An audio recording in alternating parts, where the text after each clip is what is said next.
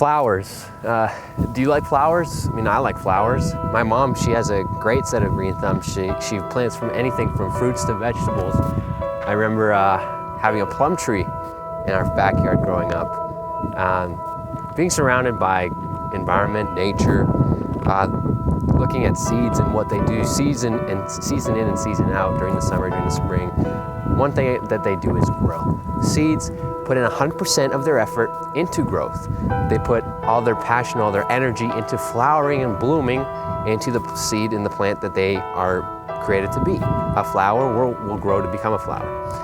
And that's just a great microcosmic image of what we're supposed to be as humans. You know, maybe we're not in the most likable situation right now. We're not where we want to be at. Maybe you want to be but you're just a cashier at a grocery store currently.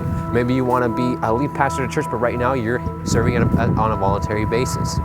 You see, we need to bloom where we're planted. And to talk about that, I'm going to take a story about Joseph. You know, in the Old Testament, Joseph of many colors, Joseph, interpreter of dreams. But I want to talk to you about Joseph, the man of endless ability and potential.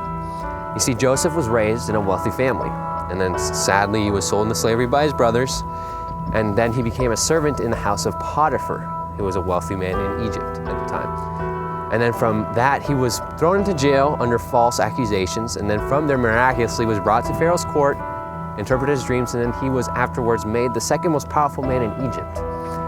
And you know, God had that plan. God had the plan for Joseph to save countless of people's lives from his conception. You say, and you may be asking me, why did he have to go through all that? Why did Joseph have to first start from a wealthy family, but then go into slavery, which is the lowest cultural standing in his culture, then go to being a servant in Potiphar's house, and then from things looking good, going to jail, and then going to becoming the second most powerful man in Egypt.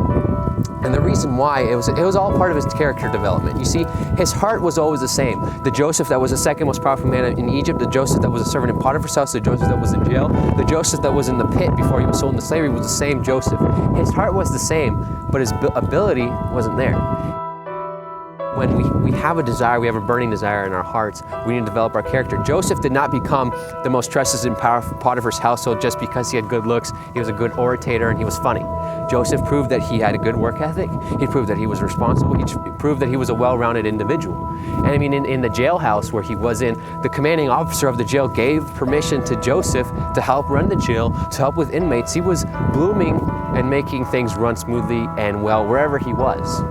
Now you may be looking at your situation, your circumstance. It's not anything that you want. It might not make sense, but just remember, it could be the next step. God could be preparing to catapult you to the next dimension in your life. I mean, just like this area that we're at, it's not desirable, it's not pretty, but a seed, wherever it's planted, will bloom and flower and make the area that it's in beautiful. You see, God knows where you are. He knows who you are. He knows the plan that He has for you, and He's never forgotten it.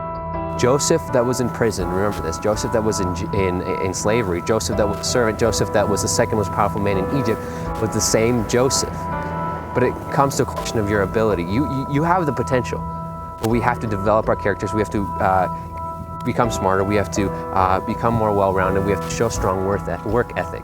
Just like a flower though, wherever it's planted, it flowers and makes the area that much more beautiful. And don't forget, God knows who you are. God knows where you're coming from and where you are, and God will never forget the call that He has on your life. So don't you ever forget that God is with you every step of the way.